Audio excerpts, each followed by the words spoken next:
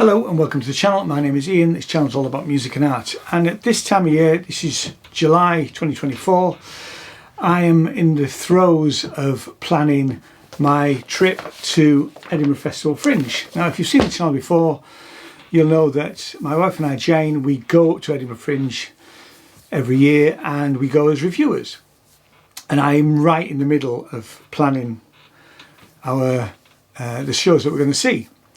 So far we're going for 12 days, so we've scheduled 35 shows so far. But what I thought would be really good was that there are some shows that we've seen in previous years that we would like to recommend again.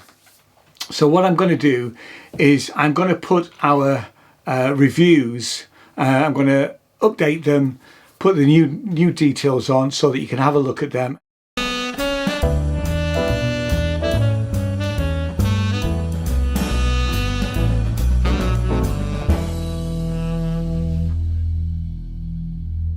Hello YouTube, look who's back. Hi. So if you've not been here before, I'm Ian, this is Jane. Channel is usually about music and art, and this is the art bit rather than the music bit. So, and this is pre-Edinburgh to some extent. I know it's only March, but... Well, it could equally argue it's post-Edinburgh as well. Oh, post-Edinburgh, yeah, certainly. So we went to see What If They Ate the Baby. Now, I vaguely remember this show from the 2023 Edinburgh Fringe. We never got to see it, did we? No. I don't even know if it was really on our radar to see it. Well, we saw the other production that they do. That was in the showcase. Saw a bit of it, didn't we? We didn't see the whole show, yeah. But we didn't see this. No. So I'll just read you the bit of blurb, which it's from the Space UK, who are putting the show on. So there are 3 rules every housewife should know. Never return a dish empty. Always have dinner ready by the time he gets home. And some things are best kept under the table. After all, you never know who's listening. You've heard whispers of absent husbands, missing children, spaghetti recipes, or was it the green bean casserole? You just can't trust everything you hear through the walls these days. And it's from the Fringe First 2022 winners Chloe Rice and Natasha Rowland, and actually this show did win a Fringe First in 2023. So the show was an hour, and it was, for me, it was sort of weird Stepford Wives meets Groundhog Day, really, because we kept seeing the same scene over and over again with almost little choreographed dance moves in between, which I thought were absolutely brilliant. They were fantastic. There were these, and they were all doing the sort of moves together. The was Chloe and Natasha, but every time we saw the scene again, something had changed, or it was something very different about. So it moved on like that, which is exactly what happens in things like Groundhog Day, isn't it? Really. What do you think of it? I loved their performances. I can tell it feels like there's a book. No. But well, they were really strong characters. They were. I loved the choreography, which I thought was brilliantly done. And once I sort of cottoned on to the fact that it was a sort of, like it's like a Groundhog Day.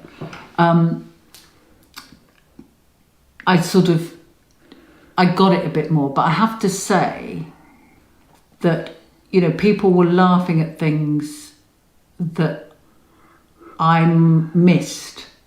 Well, I felt I was sort of out of tune with it. But I can't give you a specific reason. It's funny you should say that. I mean, and I absolutely loved it. I thought it was absurd, and weird and wacky. Oh, definitely weird and wacky. And sorry, I'll make sure our phones are turned up. And I absolutely loved it. And I don't think I got all of it, but I don't think that mattered. No, I think that's why I realised it didn't. If you go with the flow. Yeah.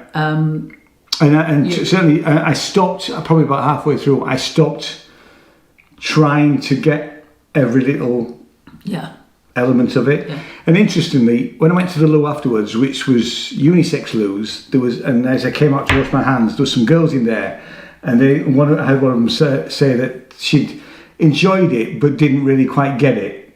Yeah. Which I mean, I don't think you needed to get it. No, I think on reflection, I think I was worrying about I don't get it. Yeah. But actually, you don't need to get it, because visually it's quite. I think it's a stunning performance. It is stunning. It's worth seeing. You know, don't go with the thing that you have to understand everything that actually happens. Just to see their performances was brilliant for me. And in fact, in a couple of weeks, we're going to see another show, their other show, which was a Fringe First, and we'll review that. I just thought it was fantastic. And now we are going to give it stars, because that's what Edinburgh happened. Right. So you need to think about the stars. Oh, right. How many I'd forgotten stars. about that. And if you haven't seen it, the way that we tend to do stars is that, say I give it 1 star and Jane gives it 5 stars, it's a 5-star review no matter what the other person feels about it. So, you know, we always work to the highest star, really. It's a 14 plus, so it's not for kiddies, really. No, there's no swearing in it. Well, actually, some of the soundtrack, because they actually say on their little leaflets. So there are some great songs. It says on here. It says, just talking among yourselves for a minute. I thought it said on here. It said something about the. No, it doesn't. There was hip hop and all sorts of things. So there was some bad language in the hip hop. Yeah, I noticed that. Yeah. So we've got the F word, really. Yeah, it says a little bit extra. It says it explores surveillance, cannibalism.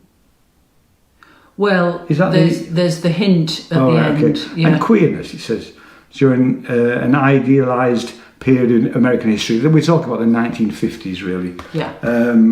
It also made me think of the David Lynch film, Behind the Picket Fences type things. You know, the sort of. Anyway, ones? Yeah. I can't think of it off the top of my head. No. So, what did you want to say anything else? No. I think, yeah. I mean, the paranoia that it mentions. You know, it was the knocking on the door. It's knocking, but there's some sort of like sounds coming from upstairs, and we never really found out what they were. No. And yeah, that's right. But I just loved it. I thought it was absolutely fantastic. How many stars? It would be a 3 from me. I think it's a 5 from me. I'm sorry. Okay. I'm not sorry. I thought it was brilliant. Okay. So thanks so much for watching. I hope you found that review useful, and I'll see you in the next video. Cheers now. Bye bye.